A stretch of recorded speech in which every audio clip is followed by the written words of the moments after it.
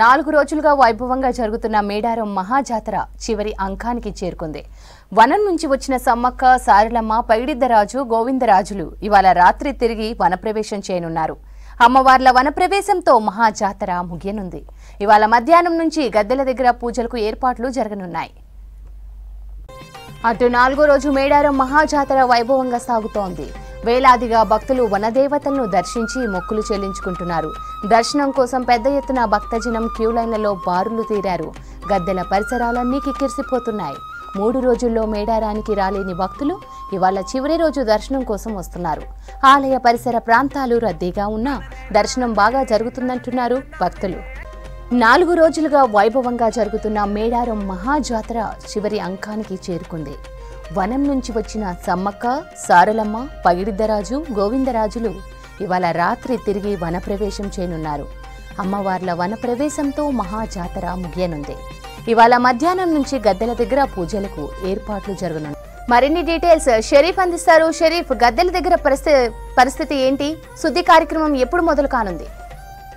కనిపిస్తున్నారు. మనం ఎగ్జాక్ట్లీ ఈ ప్రహారీ దాటి అటు వెళ్తే ఆ ఆలయంలోకి వెళ్తాం. సమ్మక్క సారలమ్మ గద్దెల వద్దకు వెళ్తాం. దర్శనం చేసుకున్న వాళ్ళు ఇక్కడ నుంచి వస్తున్నారు. ఈ జనాలంతా కూడా మనం చూడొచ్చు. గత 4 రోజుల నుంచి కూడా ఇదే రద్దీ కొనసాగుతోంది. గత కొద్ది రోజుల నుంచి మహాజాతర 4 రోజుల వరకే కొనసాగుతుంది. కానీ అంతకంటే ముందే మామూలుగా జాతర మేడారంకి సంబంధించినటువంటి జాతర అనేది షురూ అవుతుంది. ఈ 4 రోజులే అత్యంత కీలకము. 4 రోజుల్లో ఆ తర్వాత గద్దెలపైకి వచ్చిన తర్వాత మరింత ఒక గొప్ప దైవంగా వీళ్ళంతా కూడా గిరిజన కుటుంబాలంతా కూడా భావిస్తారు. దర్శనం చేసుకోవడానికి కూడా వాళ్ళందరూ కూడా వస్తారు. సో ఇవాళ మళ్ళీ తిరుగు ప్రయాణం వనదేవతలందరూ కూడా వనంలోకి వెళ్తారు. కాబట్టి 3 గంటల నుంచి ఈ శుద్ధి కార్యక్రమం ఉంటుంది. ఈ ఆలయం అంతా కూడా శుద్ధి చేసిన తర్వాత అక్కడ నుంచి వెళ్తారు. అమ్మా, ఎట్లా ఉందమ్మా దర్శనం? ఎట్లా ఉంది దర్శనం? సార్ పాపలు ఒకటే ఏడుస్తున్నారు. దర్శనం ఏముంది, తొక్కుడు చాలా పబ్లిక్ వస్తారు. మీకు తెలియదు ఏముంది, చాలా పబ్లిక్ వస్తారు. పిల్లలు ఆశించాలి కదా సార్. మరి పిల్లలు ఎక్కడ పోతారు? ఎప్పుడు వాళ్ళు పిల్లలు చూడాలి కదా. మరి ఇక పిల్లలు ఒకటే ఏడుస్తున్నారు అక్కడ. దర్శనమే కాలేదు సార్ మాకు. మస్తు ఆశ వచ్చి ఏడ్చుకుంటూ వచ్చినాం. ఇప్పుడు వచ్చాము వాళ్ళకి. హైదరాబాద్కి వెళ్ళిన పొద్దున 5 గంటలకు వెళ్ళినాం. ఇంత బంగారం అని ఇవ్వచ్చు కదా. వాళ్ళని చూసిరా ఇట్లా ఇంత పబ్లిక్ ఇదే ఫస్ట్ సార్ మేము రావడం కూడా. మేము ఎన్నోసార్లు వచ్చినా కానీ ఎన్నడింత జనం చూడలే. ఇప్పుడు పుష్కలం జనం అయిపోయింది.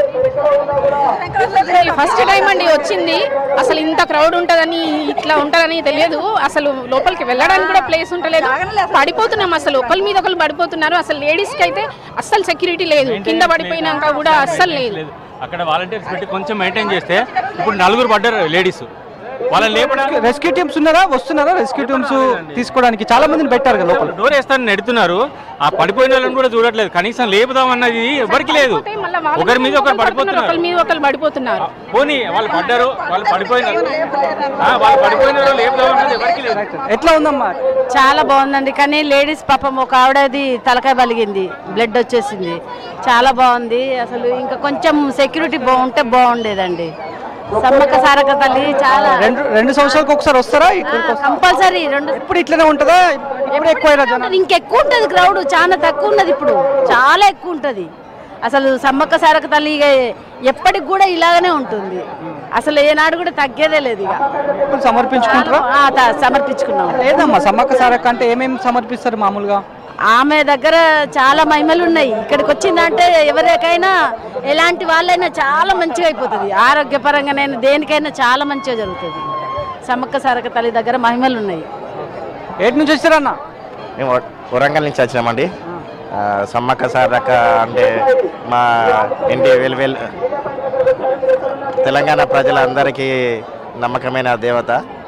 ఈ జాతర అద్భుతంగా జరుగుతుంది. ఇక్కడ ఏర్పాట్లు కూడా బాగున్నాయి. ఈ పోయిన సంవత్సరం కన్నా ఇప్పుడు అధిక సంఖ్యలో భక్తులు వచ్చి దర్శనం చేసుకుంటున్నారు. ప్రతి ఏటా మేము వచ్చి అమ్మవార్లను దర్శనం చేసుకొని ఆశీస్సు తీసుకుంటాము. ఇలాగనే అమ్మవారి ఆశీస్సులు ఎప్పటికి ఉండాలని కోరుకుంటున్నాము.